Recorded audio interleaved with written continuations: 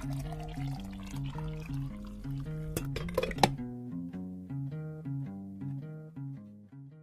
everybody, welcome to Mug Mondays. I'm so glad that you're here. You probably noticed the new setup. It's a couch, and it's not orange, but it's my couch, and I love this couch. I have two couches. I know they're very different, but so I'm gonna do some Mug Mondays here, maybe for a little while. Also, I just want to talk about my shirt for a second. This is from the Bahamas. I was just feeling the feels because it was about a year or 2 years since I was there, and I snorkeled there.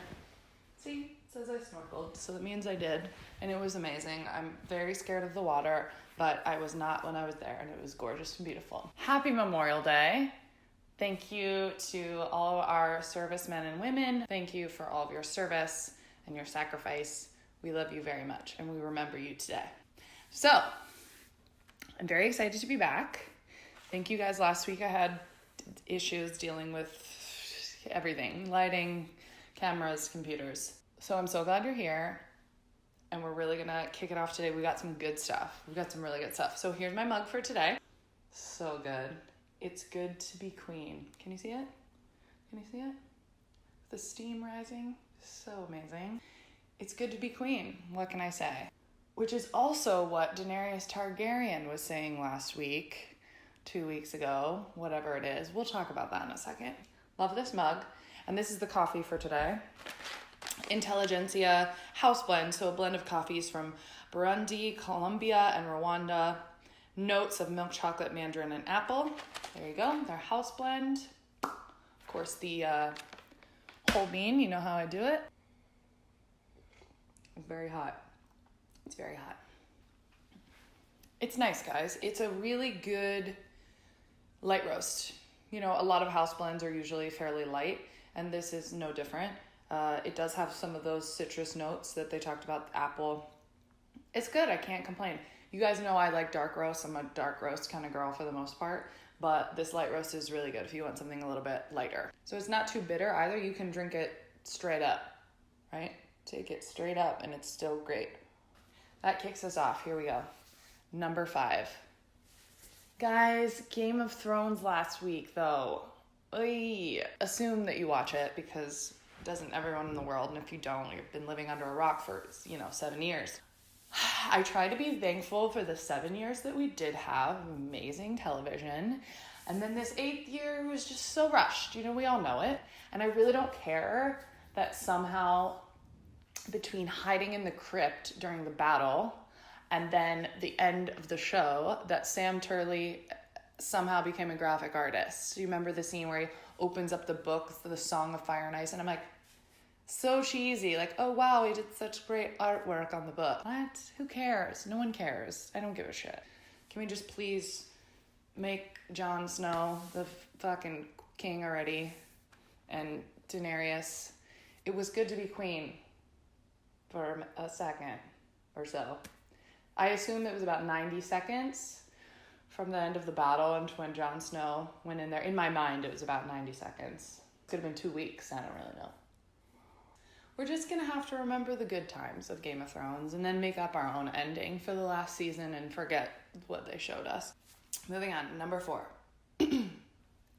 Easter Island statues threatened by nose-picking, selfie-snapping tourists.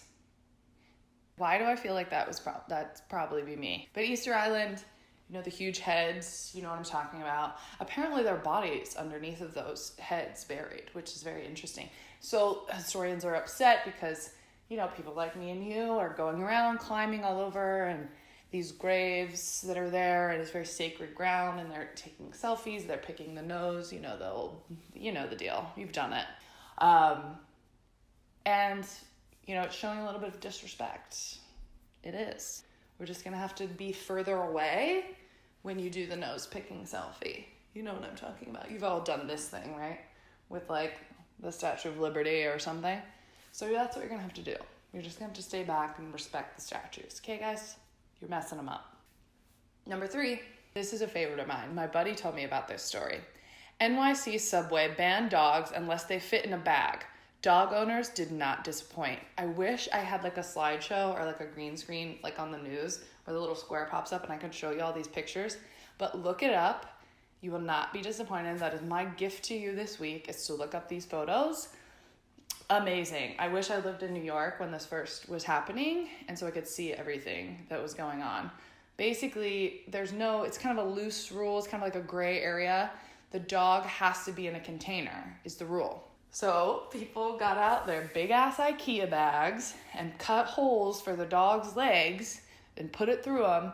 And then when it's time to go, they're like, broop, do, do, do, do. It's amazing. Then people have like huge camping bags, and they're carrying they're like Akitas on their back, and they're like wolf dogs and shit like on their backs. It's amazing. Also, people have like, strollers, anything that you can like enclose. Big props to LL Bean for making the most ridiculously large size canvas bag with straps and a zipper. Thank you for making that for all the people who own massive dogs in New York City. I have one of these bags. It's wonderful. My name is embroidered. Thank you, Mom, Christmas 2 years ago. You can put your dog in it. It's huge. It's like as big as this table. It's massive. You can put like a German Shepherd in it, or like a Saint Bernard maybe even. There are tons of pictures with those bags, tons of pictures with those big ass blue IKEA bags. It's incredible. You just please look it up. Please look it up. And as my friend Billy Davidson says, it gives a whole new meaning to don't forget your doggy bag. I thought it was funny. Number 2, man allegedly gives false name during an arrest, despite wearing a name tag. Okay, guys, listen.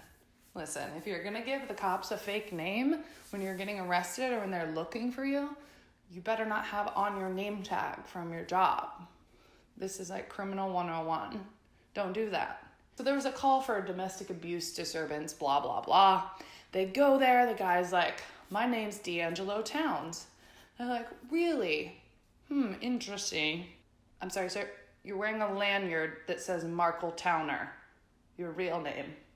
Towns to Towner is not that good. It's not that creative. But I guess it was, it was in a bind. It was very quick. Don't wear your name tag from work if you're going to give the cops a fake name. Just saying. If you're wondering what I thought.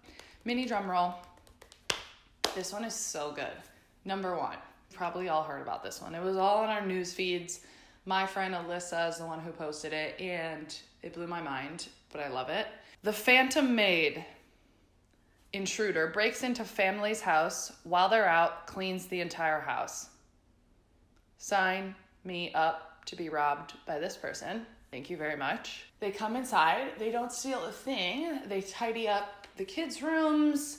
They wash the floors, whatever that is. I don't do that, and then they clean the toilets. They scrub them. They scrub the toilets. And the whole house is clean. Oh, they vacuumed. You could see the vacuum lines in the carpet. Yeah, look up those pictures too. It's crazy. Thank you. And then they left. So the guy gets home. He's like, wait a minute. Do I have fairies? Like cleaning fairies that come out of the walls? So he thinks maybe he left his door unlocked. He's not sure.